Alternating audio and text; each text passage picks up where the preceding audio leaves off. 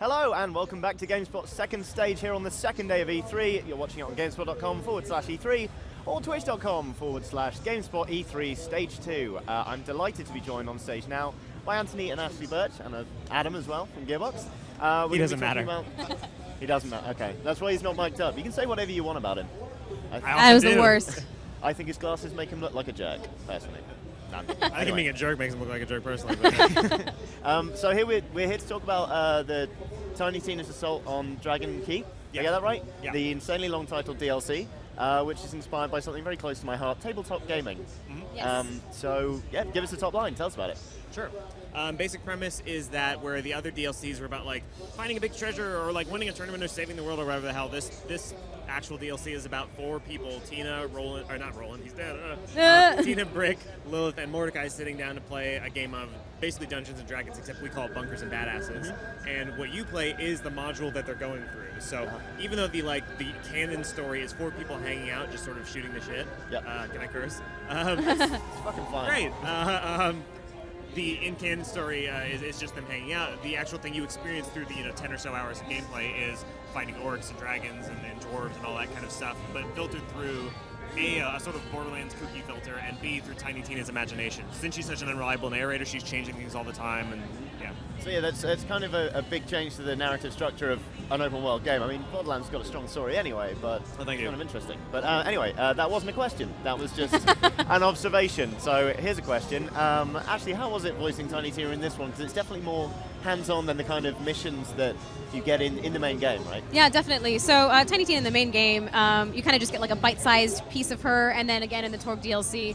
And in both of those, she's pretty frenetic and on all the time, and just really like crazy and energetic. In this one, because she's the narrator, if she was that all the time, then you'd just be like, so we decided to bring her down a little bit and make her definitely still Tiny Tina, but she's got a bit more nuance to her emotionally and hopefully performance-wise through this DLC. No, not really.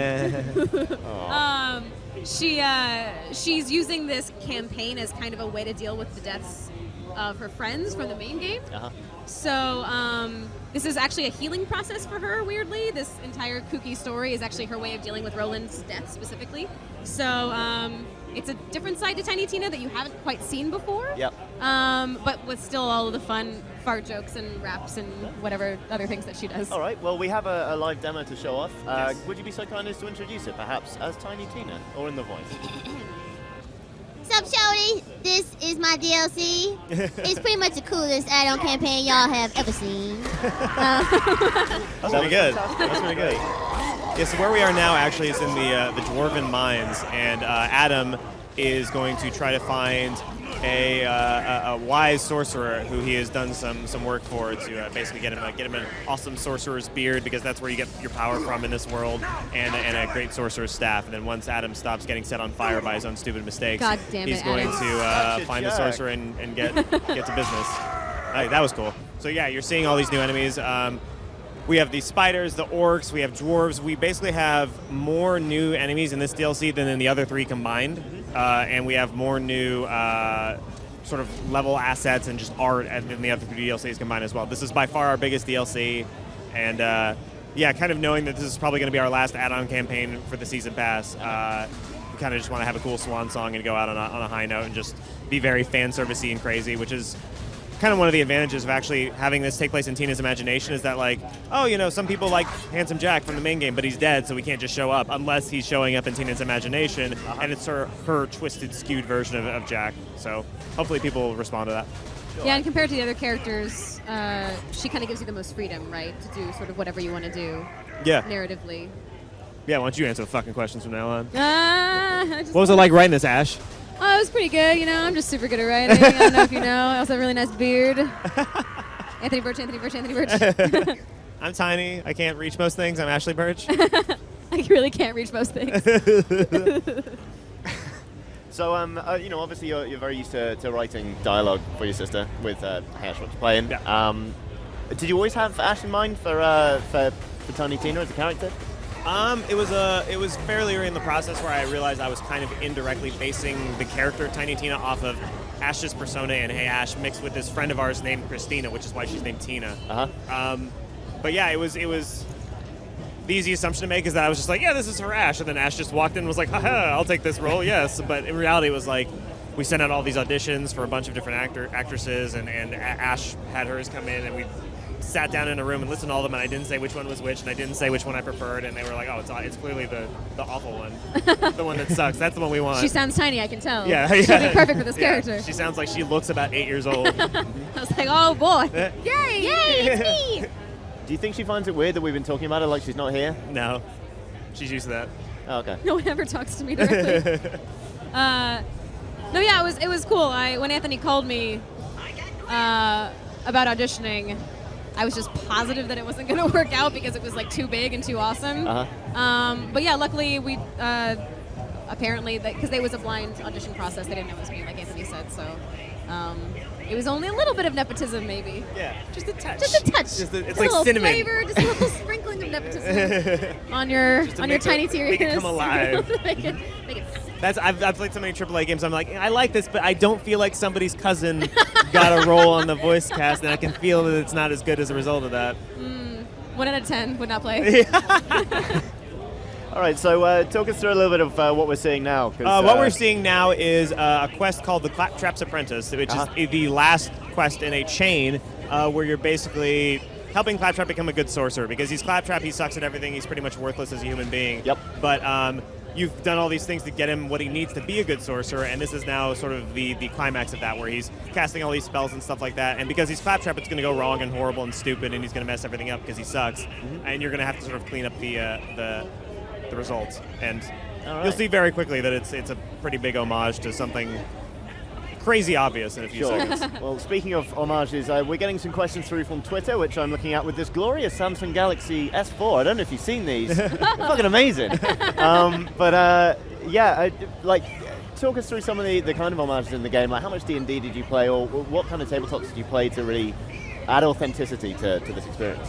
We play D&D mostly. Fourth Ed. Which I know a lot of people turn their noses up at. Fourth Ed. Plebeians. Oh, you baby! How you like a baby game, baby? We are. Yeah. We're D&D babies. Our friend Yuli DMs a campaign that we've been doing for not super long. We keep like starting campaigns and then not finishing them. I think that's just what D&D does. I guess that's just what D&D does. There's probably like 3 campaigns in the history of the franchise that actually like finished. Yeah, that's true. In a way that didn't involve the DM going, fuck all you, and then killing everybody. Sure. That sounds nice. But yeah. Sounds good. But I was asked by Cynthia, our community manager, who I think you met earlier, do you want us to know if there's a I'm Attacking the Darkness reference in there? There is an achievement for that. Fantastic. Yeah. There you go. Yeah. Wow. That's yeah, a we spoiler for basically, anyone. every cliche, every weird thing you could do, we kind of went down the list and we're like, how do we take this and make it weird and Borderlandsy, and did it. So as you're seeing now, this is clearly just, we are now the second Fantasia-related game at E3 this year with you fighting these broomsticks. But yeah, there's all kinds of weird references, not just to like the obvious like, there's two enemies called, Mountain and, like, not called the Mountain and the Hound, but called, like, Canine and Molehill, like, ha ha ha. But, like, there's a quest that's specifically about making references to other media. Not a quest that does that, but a quest that's about that. Like, right. Like, Tina has this whole quest about referencing Game of Thrones, but Mordecai's never seen Game of Thrones, so he's like, this is doing nothing for me. I don't understand. Can you please reference something I know? So she goes, okay, and then, like, put somebody in from something he likes. And then they have this big, long argument about which is better, the show or the books for Game of Thrones. It's just crazy. It's like, that's one of the neat things about the fact that it's really just 4 people hanging out playing a game, is that a lot of the dialogue is them just like shooting the shit and hanging out, being very casual, whereas the rest of the time you meet them, they're like, oh, handsome Jack's destroying the world, It's just the entire story of Borderlands. They're just for 60 hours. 8 out of 10. Not bad. Good rating. Yeah, there's nepotism, so I liked it. But yeah, that's good. I always add marks on for nepotism. Now, of course, with it being set in Tina's imagination, it gives you a hell of a lot of creative freedom, but was that daunting in a way, like, to have such limitless like possibilities? I mean, I believe you made a Hey Ash about getting the jitters about writing, right? I never feel good about writing, like, ever. Okay. That's just a thing. Like, we're both the same. I mean, Ash is a writer too, and like imposters are pretty good. We're like, oh, this is the one good thing that we did. Yeah. And maybe it's not even that good, and we'll never do a good thing ever again. Yeah. And people find out we're imposters, and then we'll just come and just stab us to death in our sleep, and we'll go like, okay, fair enough, I deserve that. I'm sorry. It's fine. But, as long as you keep employing each other, then you're always going to have luck, luck, right? Just keep doing that nepotism relay race. Yeah, it's great. But yeah, I mean, what's cool about this is that despite the fact that it looks like it's got a bunch of crazy, it's got no restrictions at all, it kind of, in a weird way, does, because, like, okay, so you can't talk about anything that's, like, really canon, centric. It's not like, it would be weird to do, like, a radio play, basically, because you're never going to leave this fantasy world to have, like, oh, no, Handsome Jack came back as an enormous robot, and he's, like, rampaging around the city. Oh, no, if only you could see this and play it, but you're only hearing it through the, the radio. Like, that would be weird.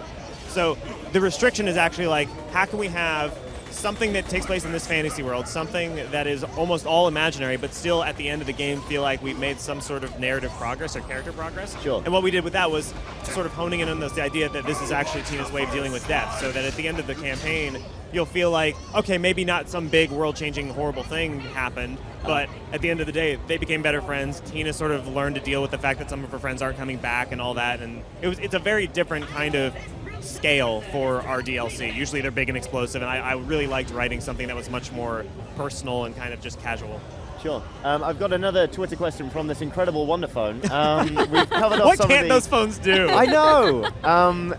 We've covered off a lot of the, the art assets and the new enemies and stuff. Is there any new stuff in terms of loot or weapon types? Yes. Yes? Yes, we have a gun that gets you drunk when you shoot it called the Grog Nozzle. We have a gun that shoots exploding swords. The swords just fly out and then hit something and explode into other smaller swords. Uh-huh. We have magic spells in the game now, actually, which are these grenade mods. They took our grenade mods, Rob Hieronymus, this designer, took them and then completely rejiggered them so that instead of just you throw a grenade, it explodes, they come straight out of your chest like a fireball would or whatever. Your character screams fireball, magic missile, whatever.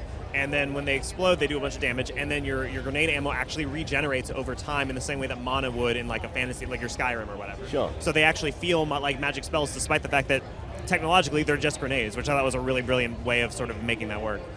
Awesome. All right. So right now, Adam is running through the Dwarven Mines, basically trying to get to the handsome sorcerer and rescue the beautiful queen of Flame Rock Refuge.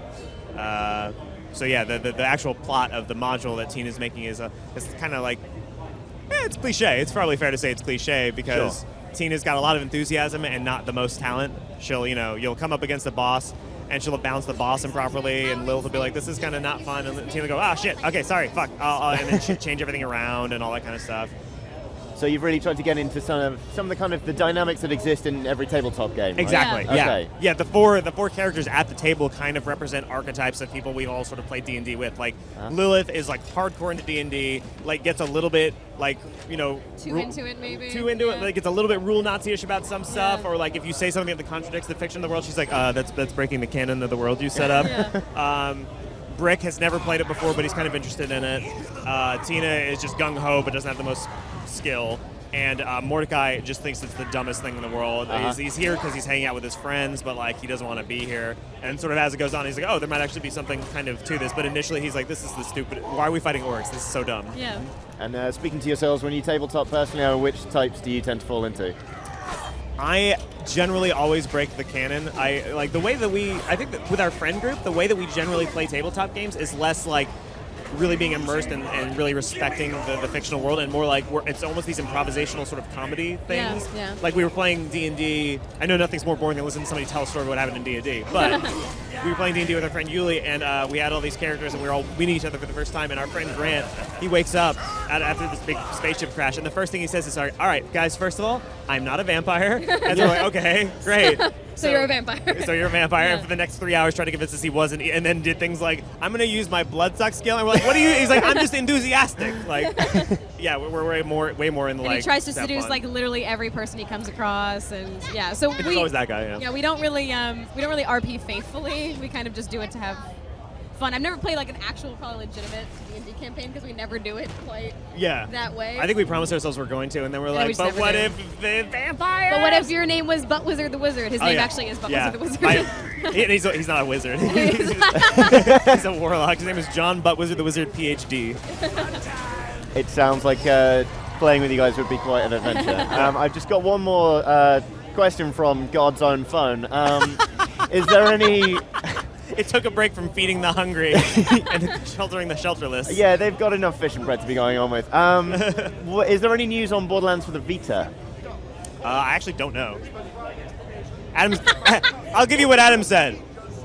Okay, well, The most nonchalant. informative enough. Yeah, something we want, evidently. Here, Adam, say something. It's something we want, but for right now, we don't have any extra news from that. I know a lot of fans want the Vita version, but we'll see. We'll see. That was a waste of everyone's time, Adam. Adam Fletcher, ladies and gentlemen. God damn it, Adam Fletcher. All right, so if there was one thing you could, you really don't want players to miss out on when they're playing through this DLC, what one thing should they really make sure they pay attention to and catch when they're playing this through?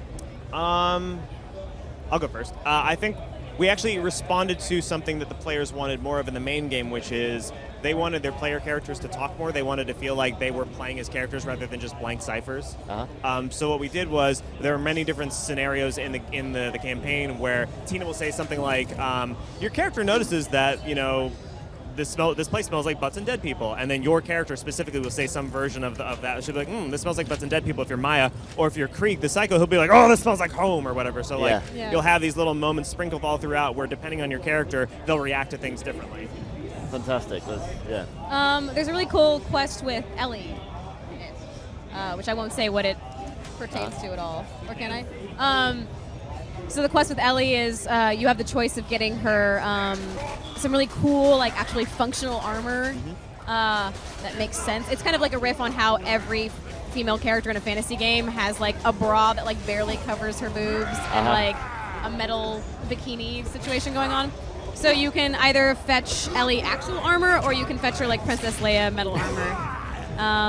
Which I thought was a cool idea. Which is kind of like a win for us on either way, because it's like if you gave her the like good stuff, then it's like, oh cool, you're being progressive. If you give her the more skanky stuff, it's like, oh cool, I've never seen a character that looks like that in a game outside of Saints Row or whatever. So that's neat. Yeah. But there's another quest called Fake Geek Guy that I hope people like, which is like that one's yeah. cool. So Torg, who's in the second DLC, is this big muscly like awesome guy, just this like Adonis dude, and for some reason we set up this rule in our world that it's actually more normal for girls to play Bunkers and Badasses than it is for guys to play. So when Torg comes in and wants to play Bunkers and Badasses with them, Lilith is like, this is bull. Like, you're a big muscly guy that takes care of your body. There's no way you actually care about nerdy stuff like this. You're just doing it because it's popular and blah, blah, blah. And you have to go on this quest to like find a bunch of questions so that Torg can prove how geeky he truly is.